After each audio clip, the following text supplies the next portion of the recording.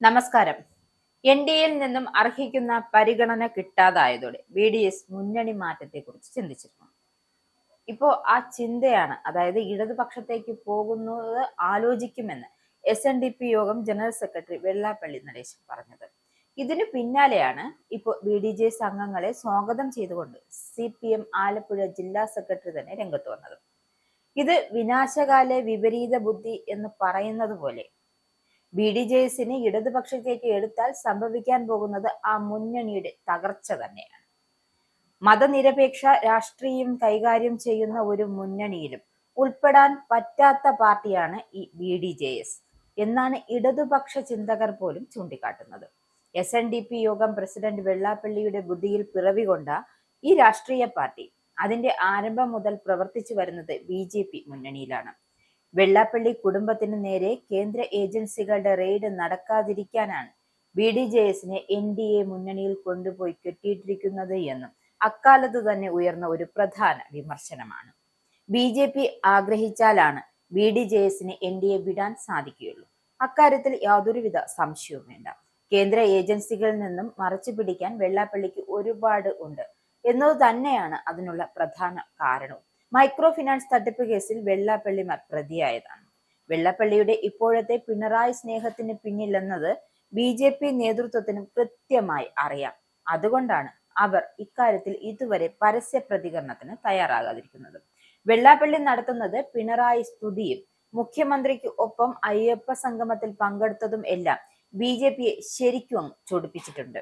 മകനെ NDA മുന്നണിയിൽ നിർത്തി പിതാവ് കളിക്കുന്ന ഈ അവസരവാദ രാഷ്ട്രീയ കളിയിൽ മടുത്താണ്. BDJS എവിടെ വേണമെങ്കിലും പോകട്ടെ എന്ന ഒരു നിലപാടിലേക്ക് BJP ഇപ്പോൾ എത്തി നിൽക്കുന്നത്. മാത്രമല്ല, മൂന്നാം പിണറായി ഭരണത്തിനുള്ള ചെറിയ സാധ്യത പോലും ഇല്ലാതാക്കാൻ BDJS അപ്പുറത്തെത്തിയാൽ മതിയാകുമെന്ന വളഞ്ഞ ചിന്തയും BJP നേതൃത്വത്തിനുണ്ട്. ഈ പശ്ചാത്തലത്തിലാണ് മുന്നണി മാറണമെന്ന ആവശ്യം വെള്ളാപ്പള്ളി തന്നെ ഇപ്പോൾ മുന്നോട്ട് വച്ചിരിക്കുന്നത്. BJP കേരളത്തിൽ വളരുന്നുണ്ട് എങ്കിൽ അത് ദേശീയ തലത്തിൽ BJP നേടുന്ന വളർച്ചയുടെ തുടർച്ച മാത്രമാണ്. അതല്ലാതെ BDJS മുന്നണിയിൽ ഉള്ളത് കൊണ്ടൊന്നുമല്ല.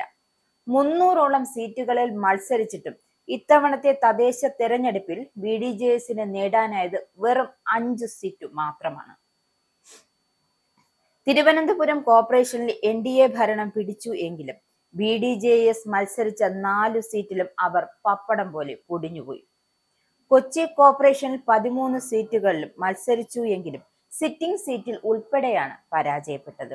കോഴിക്കോട് കോർപ്പറേഷനിലും സ്ഥിതി ഇതുതന്നെയാണ്. NDAക്ക് ആധിപത്യമുണ്ടായിരുന്ന ആലപ്പുഴ കോടംതുരുത്ത് പഞ്ചായത്തിലും BJP ഒറ്റയ്ക്കാണ് മത്സരിച്ചത്. ഇത്തവണ 6 സീറ്റാണ് അവിടെ NDAക്ക് ലഭിച്ചിരുന്നത്.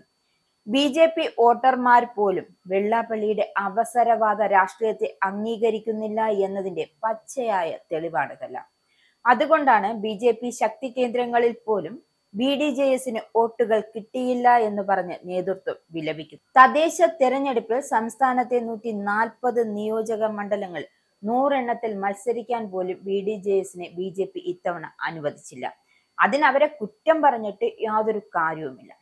വെള്ളാപ്പള്ളി നടേശൻ ഇങ്ങനെ പിണറായി സ്തുതി തുടരുമ്പോൾ എങ്ങനെയാണ് BJPക്ക് പിണറായി സർക്കാരിന് എതിരെ BDJSന് സ്ഥാനാർത്ഥിക്ക് വേണ്ടി വോട്ട് ചോദിക്കാൻ കഴിയുക എന്ന ഒരു വലിയ ചോദ്യമാണ് ഇവിടെ ഉയരുന്നത്.